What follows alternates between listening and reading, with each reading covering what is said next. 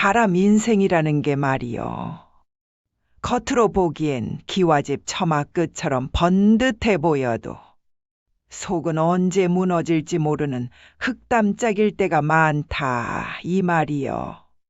오늘 들려줄 이야기는 조선 땅에서 한때는 땅을 쥐락펴락하던 집안이 사람 하나 잘못 믿은 죄로 송두리째 무너졌다가 사람 하나 제대로 본 덕에 겨우 숨줄을 다시 이어붙인 그런 이야기요. 구독과 좋아요는 큰 힘이 됩니다. 감사합니다. 이야기는 말이요. 경주에서 사흘길쯤 떨어진 안평현이라는 고을에서 시작되었는디 그 고을 논밭의 절반은 죄다 박성윤이라는 양반네 것이었어. 박성윤이 어떤 사람이었느냐 하면 피도 눈물도 없는 악덕지주는 아니었지라. 소장료를 벼락같이 뜯어내지도 않았고 괜히 트집 잡아 사람 잡는 성정도 아니어서 마을 소장농들 사이에서는 그래도 박영감네 땅 부쳐먹는 게 그나마 낫지. 이런 말이 돌았어. 사람이 말이여.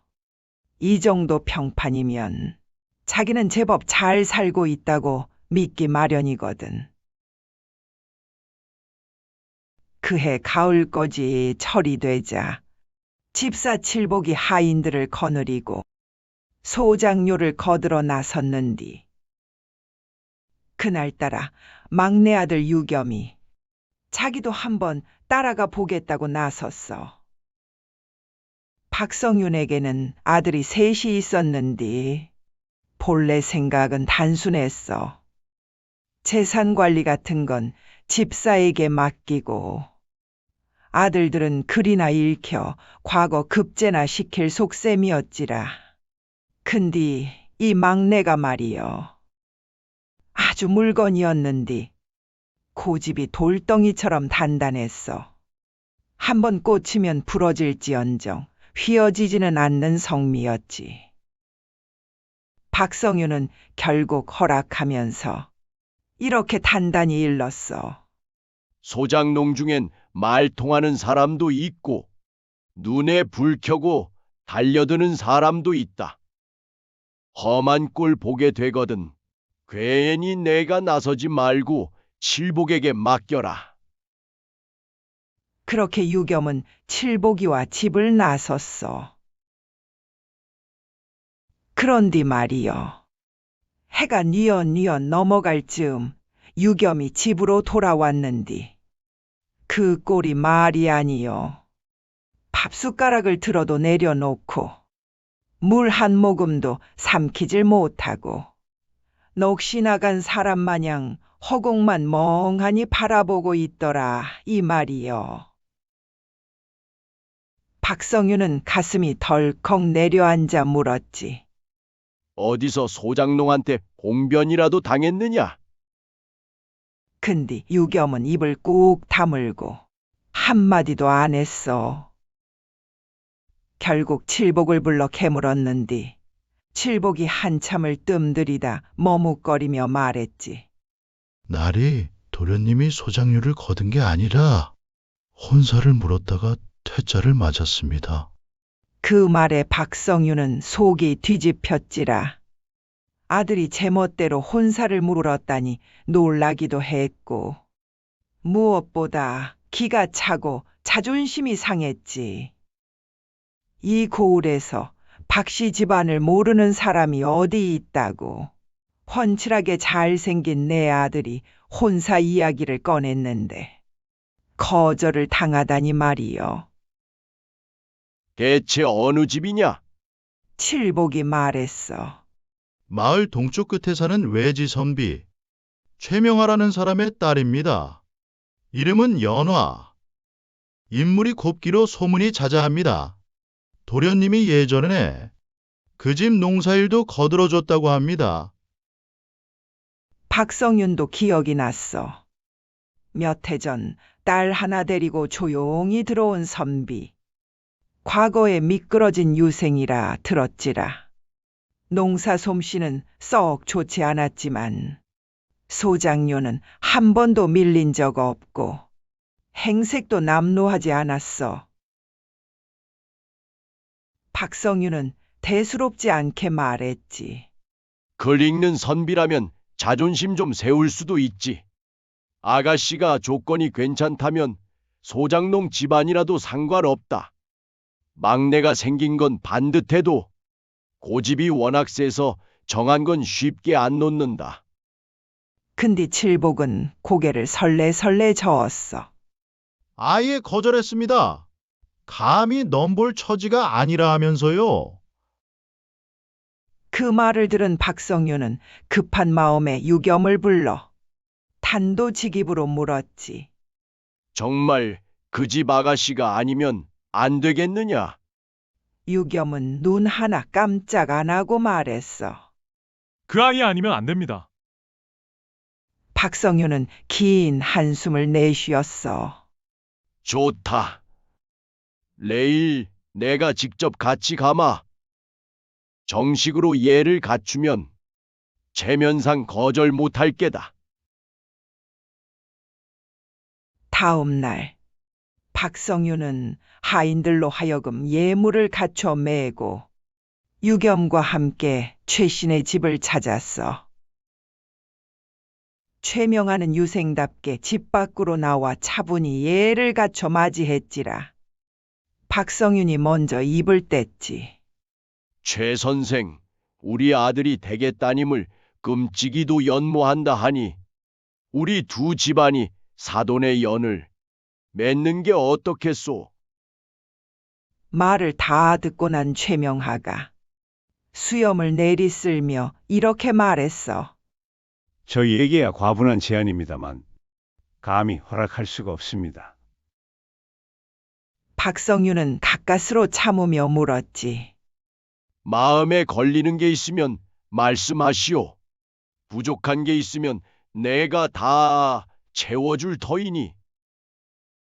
최명하는 잠시 뜸을 들이다가 조용히 말했어.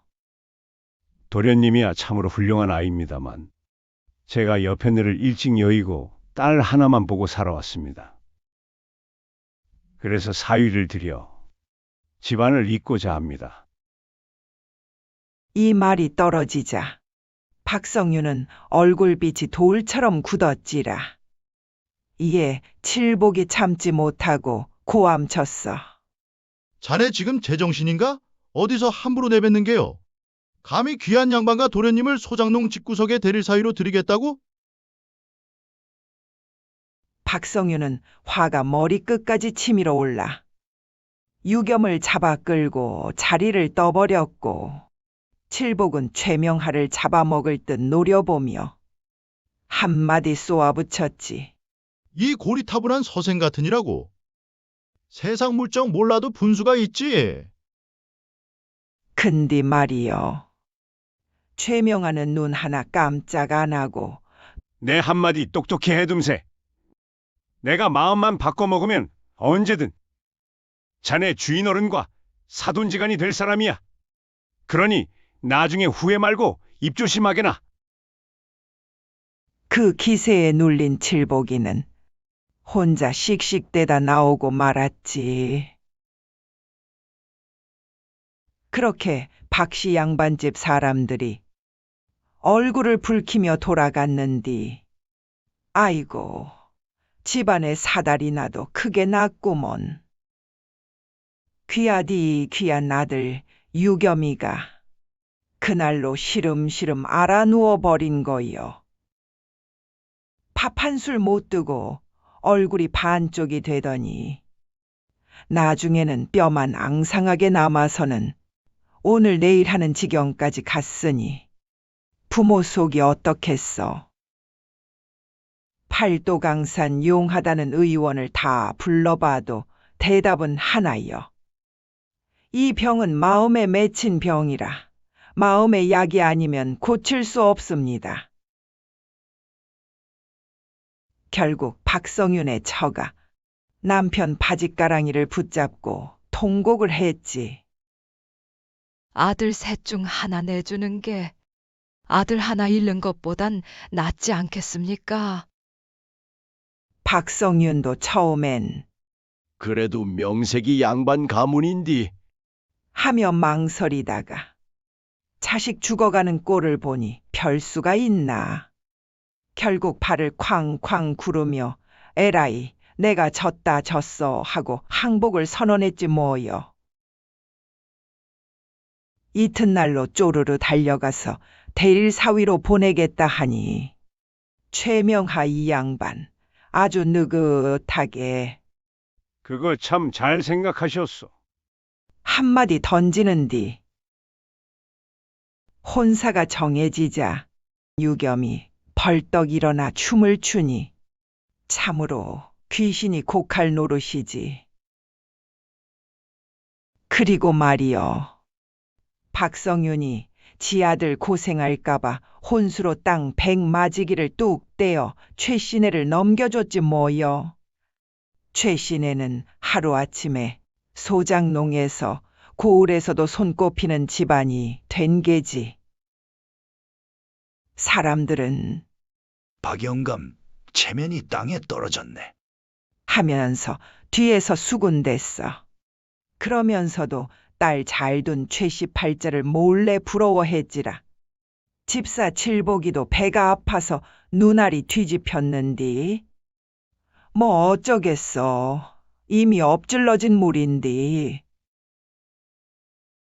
유겸은 최씨 댁에 들어가 연화와 화목하게 살았는디. 최명하는 사위에게 글만 읽히지 않았어. 몸도 쓰고 세상도 봐야 사람이 바로 서느니라. 그래서 틈틈이 밭일도 시키는디. 박성윤이 그 소문을 듣고는 기겁해서 칠복을 보내서 말렸어. 아니, 땅도 넉넉한디 왜 우리 도련님 손에 흙을 묻히냐고 따졌더니 최명하는 아주 단호했어. 이 사람은 이제 박씨 집 도련님이 아니라 최씨 집안 사람이니 상관 마시게. 칠복이는 화가 불같이 치솟았으나 도련님 장인어른인지라 별다른 재주가 있나. 왔던 길을 돌아가서 뼈에 살을 붙여가며 고자질을 해댔으나 박성윤이도 별말이 없었지. 그렇게 이듬해가 돼서 유겸네는 아들을 낳았고 축하잔치에 찾아간 박성윤은 아이 성을 박씨로 하자 얘기를 꺼내는디 최명하는 단호히 고개를 저었어. 법도는 법도대로 지켜야지요. 박성윤이는 말 그대로 술이 쓴맛이었지. 그러고 나서 또 한 해가 지난 그 다음 해였어. 박씨 집안의 마른 하늘에 날벼락이 떨어진 게 칠복이 소장료를 걷다. 다툼 끝에 한 노인네를 죽게 만든 거요. 소장농들이 떼를 지어 박성윤을 관아에 고발했지. 이에 크게 놀란 박성윤이 관아에 사정도 해보고 여러 군데 돈도 찔러 넣고 하였으나 마침 조정에서 연속으로 일어나는 지주들의 횡포를 단속하던 때라. 결국 칠복이는 사형을 당하고 박성윤은 비록 옥살이는 면했으나 재산을 몽땅 잃고 고을에서 쫓겨났어. 하다못해 이미 혼자 살고 있던 맏아들도 책임을 물어 재산을 빼앗기고 말았지. 대대로 누려온 부귀영화가 하룻밤 사이에 먼지처럼 사라지고 온 가족이 길바닥에 나앉아 통곡을 하는디 참으로 참담하기 그지없었지. 그때 말이여, 저 멀리서 유겸이 숨이 턱에 닿도록 달려왔어. 아버지, 어머니! 장인어른께서 모셔오라 하십니다. 어서 저희 집으로 갑시다. 박성윤이 깜짝 놀라 묻기를 아니 너는 화를 면했느냐? 하니 유겸이 대답하길. 관원들이 들이닥쳤으나 장인어른이 대릴사위 문서를 딱 내보이며 이 사람은 우리 집 사람이요 하니 그냥 돌아갔습니다. 머리를 쥐어짜도 갈 데가 없던지라. 박성윤은 별 수 없이 가족을 이끌고 막내 아들의 뒤를 따랐지. 도착하고 보니 최씨네가 새 집을 지은 덕에 박성윤네 일가족도 머물 자리가 넉넉했어. 박성윤이 감개무량해서 말했지. 사돈께서 그때 대릴사위를 고집한 게 결국은 오늘 우리 일가족을 살렸구려. 그러자 최명아가 조용히 입을 떼는디 그 대답이 아주 기가 막혔지라. 사실 내 진작에 이런 날이 올 줄 알고 방책을 세워둔 것이라네. 박성윤이 깜짝 놀라 눈을 휘둥그랬더니 최명하가 뼈 있는 소리를 이어갔어. 자네는 사람은 참 좋네만 집안 건사하는 데는 너무 무심하네. 아들놈들도 글공부만 알았지 세상 돌아가는 꼴엔 까막눈이었고 말이요. 그 틈을 타서 칠복이 그놈이 아나무인으로 권세를 부리며 못된 짓을 일삼는 걸 자네만 몰랐던 게야. 박성윤은 여전히 믿기지 않는다는 듯 고개를 저었지.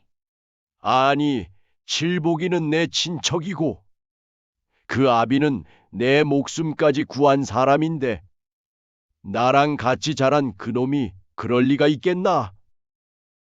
허허, 바로 그놈의 관계 때문에 사람들이 자네한테 고해바치질 못한 거라네.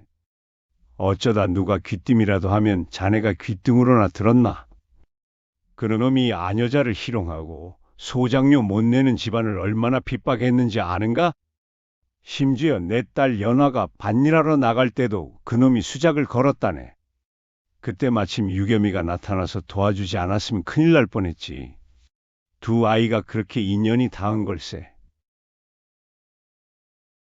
박성윤은 그제야 쾅쾅 가슴을 치며 발을 굴렀어. 믿었던 도끼에 발등이 찍혀도 유분수지. 그놈 때문에 집안이 풍비박산 났으니 얼마나 원통하겠어. 집사가 그 모양이니 박씨 가문이 조만간 큰 화를 당할 건 불보듯 뻔한 일이었지. 그래서 내가 연화를 자네 집으로 보내지 않은 걸세. 하나는 내 딸이 화를 입지 않게 하려 함이요. 또 하나는 자네 집안이 망했을 때 숨어들 구멍 하나는 남겨주기 위함이었네. 박성윤은 감격에 겨워 허리를 숙이며 말했어. 최형, 역시 글 배운 선비라 앞을 내다보는 식견이 남다르네. 그러자 최명하가 호탕하게 껄껄 웃음을 터뜨렸지. 선비라고 다 같은 선비인가? 책만 파먹는 새님은 아무짝에도 쓸모없지. 내가 유겸이를 방구석에 가두지 않고 밭일도 시킨 이유가 다 있네. 사실 나도 예전에 과거 급제해서 진사까지 지낸 몸이라네. 그런데 책 속 세상만 믿고 뻣뻣하게 굴다가 높은 분들 눈 밖에 나서 관직 버리고 이름 숨기며 살아온 게지. 공부라는 건 말이여. 책 속에 절반이 있고 세상살이 속에 절반이 있는 법이라네. 박성윤은 이제야 모든 걸 깨달았다는 듯 무릎을 탁 쳤지. 최영, 우리 아들이 자네 집 대릴 사위로 들어온 게 내 인생에서 가장 잘한 일이었구려. 근디 말이여. 그때 최명아가 고개를 가로저으며 뜻밖의 얘기를 꺼냈지. 연하는 사실 내가 거둔 수양딸이라네. 나는 평생 혼인을 안 했으니 대를 이을 생각도 없네. 그러니 이제 사위 성씨를 다시 박씨로 바꾸세. 내 원수놈도 죽었다 하니 나도 이제 슬슬 고향으로 돌아가 볼까 하네. 그 말에 박성윤은 가슴이 뭉클해져서 깊숙이 절을 올렸어. 아니요, 형님. 아이 성씨는 바꿀 필요 없소.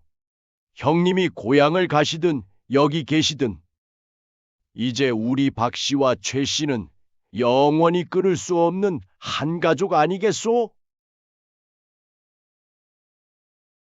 자, 당장 눈앞의 체면보다 사람 귀한 줄 알고 미리 덕을 베푸니 죽을 고비에서도 살 길이 열리는 법 아니겠소? 결국 하늘은 스스로 돕는 자를 돕고 착한 끝은 반드시 있는 법이지라.